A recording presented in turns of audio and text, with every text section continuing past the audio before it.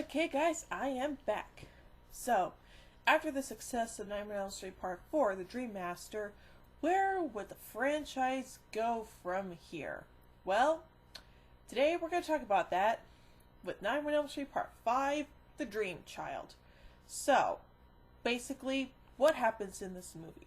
Well, apparently, after doing the whole ooch thing with Dan, Alice is now pregnant, and Freddy uses that to his advantage by pretty much, well, using Alice's unborn child as a means to kill more Elm Street kids, and by that, having the souls of those victims put in Alice's unborn child, and of course, Freddy will use that to his advantage by pretty much, well, coming back into the real world, and through that method and so on and so forth.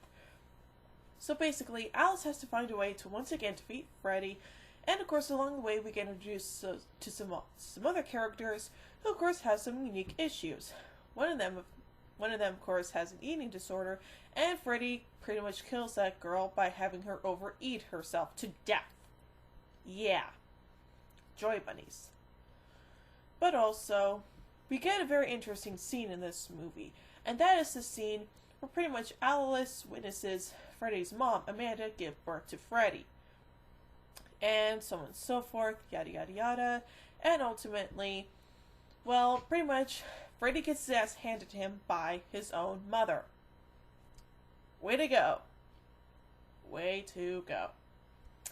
But still, I do think that this movie really isn't all that bad. I mean, I certainly find it enjoyable, and, to be honest, I really like it. It's a really good follow-up to the previous movie, and of course, once again having Lisa Wilcox play the role of Alice is a major plus. But unfortunately, this movie does have, well, a really bad reputation for having Freddy spewed out way too many one-liners. Trust me, it is not good. But still, one-liners and all, I do think Nightmare on Elm Street Part 5, The Dream Child, is actually not all that bad.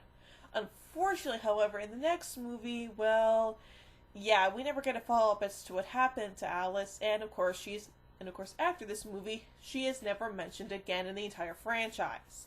Yes, she's never mentioned in Freddy's Dead: The Final Nightmare, or was Craven's New Nightmare. Yeah. Exactly. But still, like I said, I do think Nightmare on Elm Street Part 5, The Dream Child is a really good follow-up to the previous movie. Just like how Nightmare on Elm Street Part 4 was a really decent follow-up to Nightmare on Elm Street Part 3, and so on and so forth, yada yada, etc., etc. But still, again, Freddy spewing out way too many one-liners is probably the biggest issue that most fans have with this movie.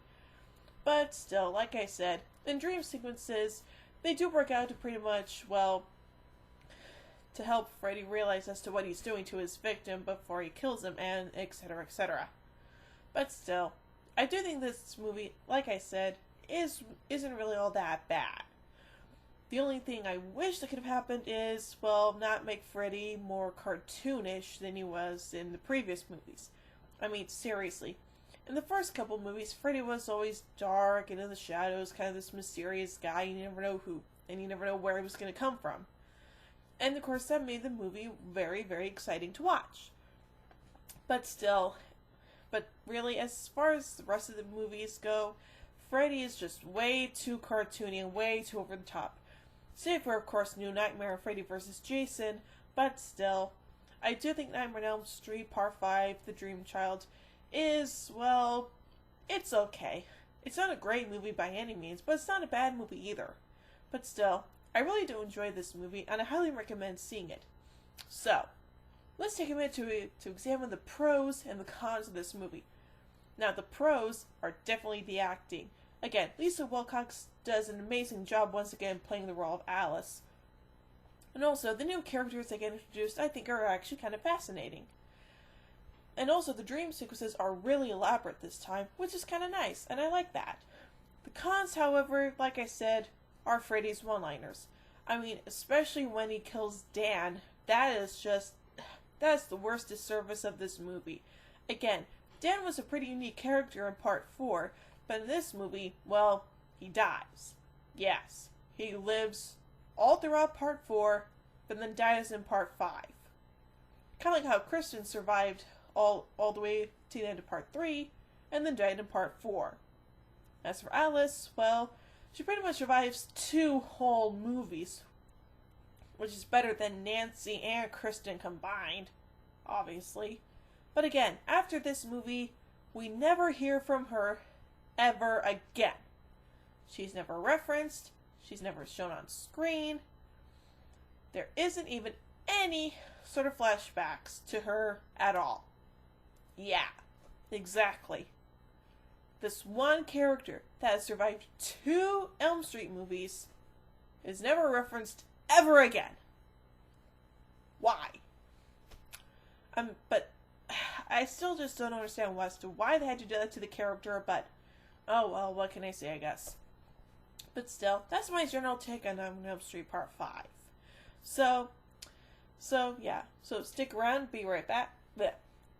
That's what I meant to say, but what I meant to say was, well, stick around, and of course, I'll be back to do my review of Freddy's Dead: The Final Nightmare, which of course should have been the last movie in the franchise, but thankfully they decided not to kick the bucket with that franchise and continue it in another movie, and of course also have Freddy go up against another iconic horror villain, Jason Voorhees, and then did the remake. Whoop-de-doo. So again, until my review of Freddy's Dead: The Final Nightmare, live long and prosper, peace out,